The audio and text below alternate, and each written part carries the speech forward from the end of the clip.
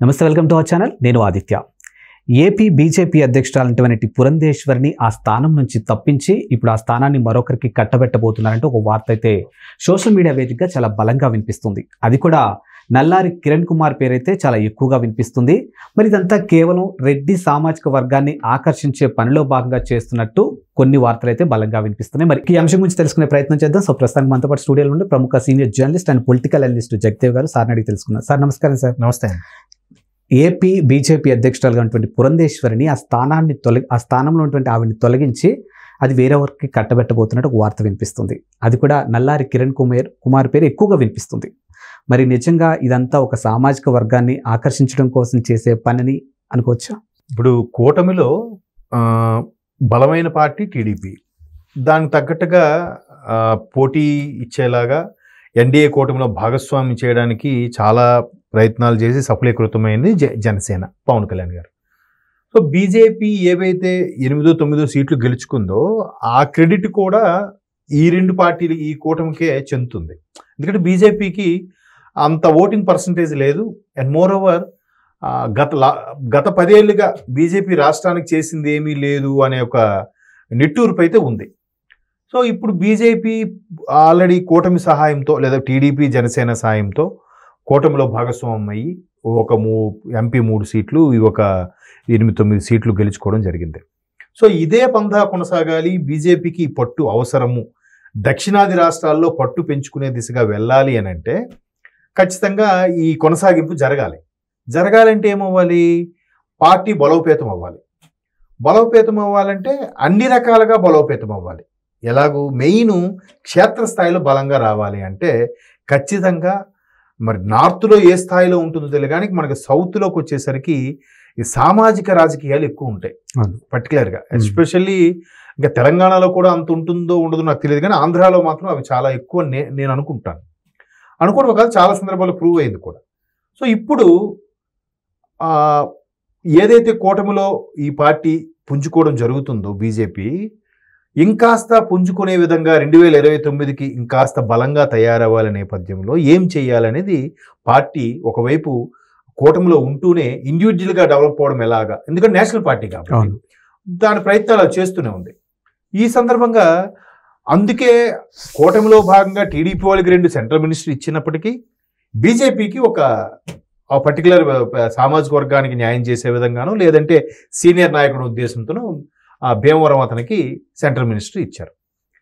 అయితే పురంధేశ్వరి గారికి కూడా వస్తుందేమో అని అనుకున్నారు, చాలామంది ఎక్స్పెక్ట్ చేశారు. ఎందుకంటే రాష్ట్ర బీజేపీ అధ్యక్షురాలు, ఇంతకుముందు కూడా ఆవిడ సెంట్రల్ మినిస్టర్గా చేసిన అనుభవం ఉంది.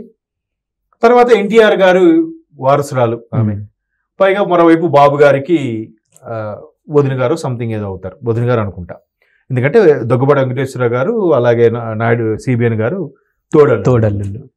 సో పురంధేశ్వరి గారు కాకుండా ఆవిడికి వేరే పదవి ఏదైనా ఇస్తే ఇది రాష్ట్ర అధ్యక్ష పదవి ఎవరికి ఇస్తే బాగుంటుందని ఒక ఆలోచన అవుతుంది. బట్ ఆవిడ సెంట్రల్ మినిస్టర్ ఇవ్వలేదు కాబట్టి ప్రస్తుతానికి ఆమెతో కొనసాగిస్తున్నారు. పర్టికులర్గా అక్కడ రాష్ట్ర రాజకీయాలని ఎక్కువగా శాసించేది రెడ్డి సామాజిక వర్గం కానీ లేదా కమ్మ సామాజిక వర్గం, ఇప్పుడు కాపు సామాజిక వర్గం కూడా బాగానే పుంజుకుంటుంది. అయితే ఈ ఒక సామాజిక వర్గాన్ని అట్రాక్ట్ చేయడానికి ఉద్దేశము, లేదా కిరణ్ కుమార్ రెడ్డి లాంటి మాజీ ముఖ్యమంత్రి బలమైన నాయకుడు, అప్పుడు తెలంగాణ ఉద్యమం సకల జన సమ్మె లాంటి పీక్గా నడుస్తున్న రోజుల్లో కూడా ఆయన ఒక విధంగా 3.5 సంవత్సరాల పాటు బలంగా నడిపించగలిగాడు. ఆయన అంటే ఎన్నో హర్డిల్స్ విధంగా నడిపించాడని చెప్పాలి. ఎందుకంటే అందరూ ఆయనకన్నా సీనియర్స్, మంత్రులందరూ ఈయన మాట వినేవారు కాదు. మంత్రులు ఎవరు ఏమనంటే అధిష్టానం నుంచి కవర్లో పేరు వచ్చిన ముఖ్యమంత్రిగానే ట్రీట్ చేసేవారు తప్ప ఈయనకి అంత ప్రాధాన్యత ఉండేది కాదు. సో అయినప్పటికీ 3.5 సంవత్సరాలు నడిపించాడు. అయితే అటువంటి వ్యక్తి ఈ సమైక్యాంధ్ర లేదా ప్రత్యేక తెలంగాణ విడిపోవడం మీద జరగడం వల్ల ఆయన మనస్తాపం చెందో ఆయనకు నచ్చకో కాంగ్రెస్ నుంచి బయటకు వచ్చి ఒక పార్టీ కూడా పెట్టుకున్నారు, ఏదో పార్టీ కూడా పెట్టారు, సకల సమైక్యాంధ్ర అని ఏదో సంథింగ్. ఆ తర్వాత కొన్నాళ్ళకి బీజేపీలోకి చేరారు. బీజేపీలో ఉంటూనే పెద్దగా ఇది అవ్వలేదు, కానీ ఆయన మార్క్ మాత్రం ఎప్పటికక్కడ చూపించుండేవాడు. సో మొన్న రాజంపేట నుంచి నిలబడినప్పుడు కూడా గెలుపు సాధ్యం కాలేదు. బాబు గారు లాంటి వ్యక్తులతోని అందరితో కూడా సఖ్యంగా ఉన్న నేపథ్యం, రెడ్డి సామాజిక వర్గం ఉన్న నేపథ్యం సందర్భంగా ఈయనకిస్తే ఎలా ఉంటుందని అధిష్టానం సమాలోచనలు చేస్తుందట. ఎందుకంటే రెడ్డి సామాజిక వర్గం చెందిన వ్యక్తి కాబట్టి ఈయనకి సీనియర్గా మాజీ ముఖ్యమంత్రిగా ఉన్న నేపథ్యంలో ఇస్తే బాగుంటుందన్న ఆలోచన. అయితే ఇక్కడ బీజేపీ వాళ్ళ ప్లాన్ ఏంటట అంటే నాకు ఐడియా ఉన్న ఇన్ఫర్మేషన్ ప్రకారం ఇప్పుడు వైసీపీ కూడా ప్రత్యేకంగా రెడ్డి సామాజిక వర్గానికి పెద్దపీట వేసే పార్టీ. సో అక్కడ ఒక్కొక్కరుగా పార్టీకి దూరం అవుతున్నారు. బాగా సన్నిహితులు కుటుంబ సభ్యులు అనుకునే వాళ్ళు కూడా దూరమయ్యే పరిస్థితి వస్తుంది. రేపో మాపో బాలినేని శ్రీనివాసరెడ్డి గారు, జగన్ గారికి దూరపు బంధువైన ఒంగోలు బాలినేని శ్రీనివాసరెడ్డి గారు కూడా పార్టీకి దూరం అవుతారు అనే వార్తలు అయితే వినిపిస్తున్నాయి. దాంట్లో వాస్తవం ఎంత ఉందో తెలియదు. సో అలాంటి బాలినేని శ్రీనివాసరెడ్డి గారిని క్యాప్చర్ చేసుకోవాలంటే ఆయన ఖచ్చితంగా టీడీపీలోకి వెళ్ళరు. అయితే జనసేనలోకి వెళ్ళాలి, లేదా బీజేపీలోకి వెళ్ళాలి. జనసేన మీద కూడా పెద్దగా విసురులు ఏం చేయలేదు కాబట్టి, చేసినా పవన్ కళ్యాణ్ గారు చేసి ఉంటారు కాబట్టి ఇంకా ఆప్షన్ ఏముంది?